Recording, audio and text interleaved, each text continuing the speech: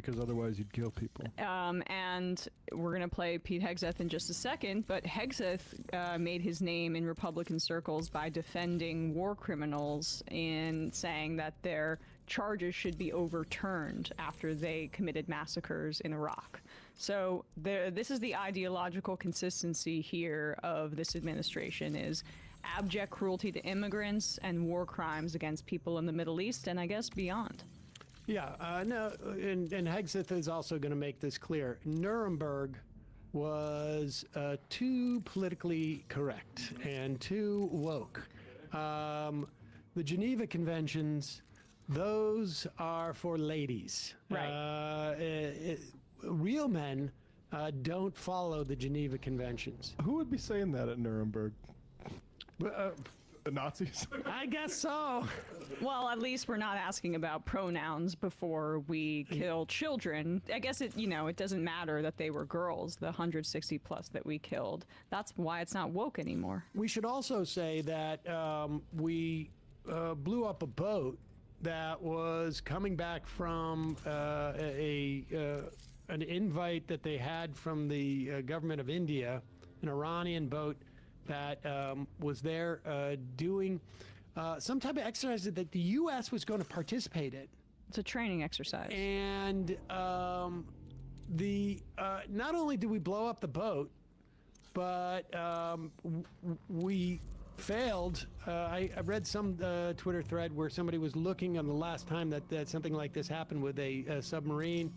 And it has been a while, but they stumbled across that the Nazis and the Japanese would rescue people in the water. Now, we've seen our military fire upon people in the Caribbean who didn't die when their boat was blown up. But we're no longer those namby-pambies. Here's Pete Hegseth. Defense forces. And we have no shortage of authorities. The Admiral knows we have clear objectives with maximum authorities on the battlefield. The dumb, politically correct wars of the past were the opposite of what we're doing here. They had vague objectives with restrictive, minimalist rules of engagement. Pause. No more. I remember, I'm old enough that while I was too young to really be fully conscious of what was happening during Vietnam, I just remember how namby-pamby we were with that napalm and the rules of engagement and and that worked out quite well for us, as you know. The Zippo squads just lighting villages on fire. And every time he looks down, Pete Hegseth writes all of his speeches through ChatGPT. It seems to be that case. Speaking of Vietnam, I saw some comparisons of the bombing of that school to the My Lai massacre. And so I guess... And was it woke when we were torturing people in Abu Ghraib? I don't understand what he's referring... Well, I guess he would say that. Yeah. He would say that. What's that? You pointed out to me, I asked that same question to Sam, and he said it was woke because one of the torturers was a lady. Yeah, we were letting real men. That's a good point. Lindy English. They would have gotten the information out of them if she wasn't so emotional. The point being, it's like you've got to you want the most expert torturer, not having this thing where you got to have quotas for women also to be torturers there. Continue. The past were the opposite of what we're doing here. They had vague objectives with restrictive, minimalist rules of engagement. No more. Our authorities, his authorities, CENTCOM's authorities through the president and myself are maxed out. Our capabilities are overwhelming and gathering still, as are those of our Israeli partners. Our munitions are full up, and our will is ironclad, which means our timeline is ours and ours alone to control. As long as it takes to ensure the United States of America achieves these objectives, and as we flow more forces, and as we flow more capabilities, and as our munitions, as we're flying over the top, have even more devastating effects, we set the tempo, we set the timeline, led by the commander on the ground. Our ear is to the ground to listen to Admiral Cooper. What he needs and what he needs, he will get. Sure. What he We are needs... built for this fight. Oh, I'm sorry. I thought that was over, but just wrap it up. We can finish the What are the final seconds. objectives here? Well, also, Still clear. stop. They're lying. He's lying about the capacity of the United States. We know that we are running low on munitions. We're running low on interceptors. We're running low on missiles because we've overextended our supply and because of the war in Ukraine. So he's projecting a strength that is not matching the reality on the ground. We know that some Iranian missiles have broken through the Iron Dome. We don't know the full impact of it.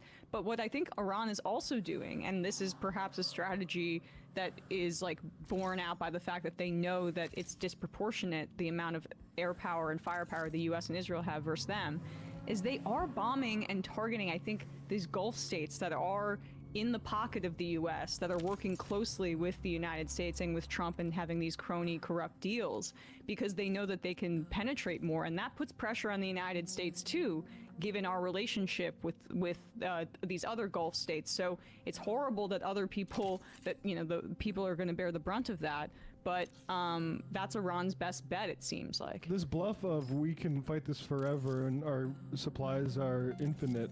You know, why are you asking Congress for more money for the Pentagon? Exactly. The $50 billion supplemental, what's that for then?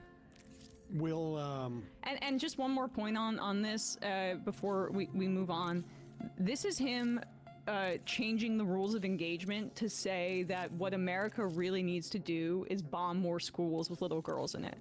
This is him saying that before we were too woke, caring about perhaps children, but with our joint war with Israel that we're very happy to drag America into, despite the fact that like 70 to 80% of the public here in the United States is opposed to it, we're going to actually also adopt Israeli rules of engagement, it seems like. Targeting schools, targeting hospitals, carpet bombing urban centers.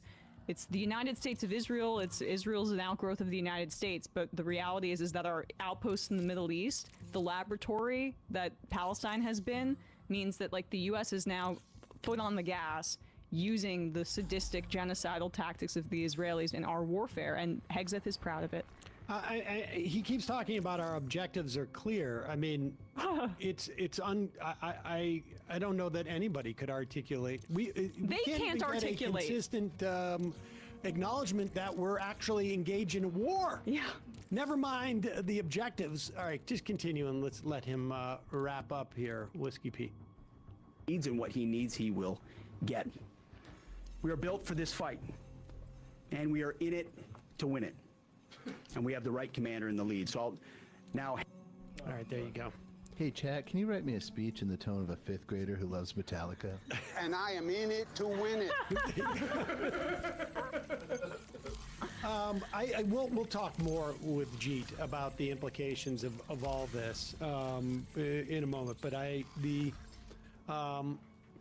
think in the early days of this, there was a question: is like, are we going to be able to see something where they do this for a couple of days and that's it?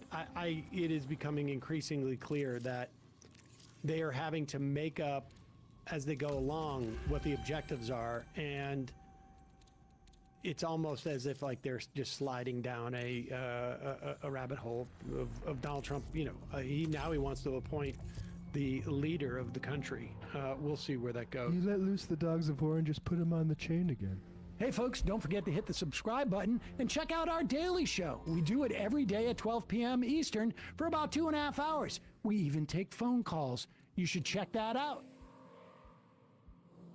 Johnson just got the worst news of his speakership as another GOP member of Congress has decided to defect and is no longer going to be a reliable vote. This just happened moments ago. MAGA is in total disarray. Megyn Kelly, who I'm going to show you, is coming out against Donald Trump. Candace Owens, who has just become more and more vocal against what's happening in this administration and is one of the largest creators on the right, also coming out against Donald Trump. And Megyn Kelly shared Charlie Kirk's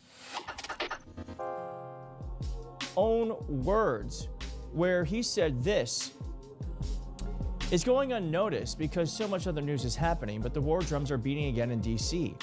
The warmongers worry this is their last chance to get the white whale they've been chasing for 30 years, an all-out regime war against Iran. a new Middle East war would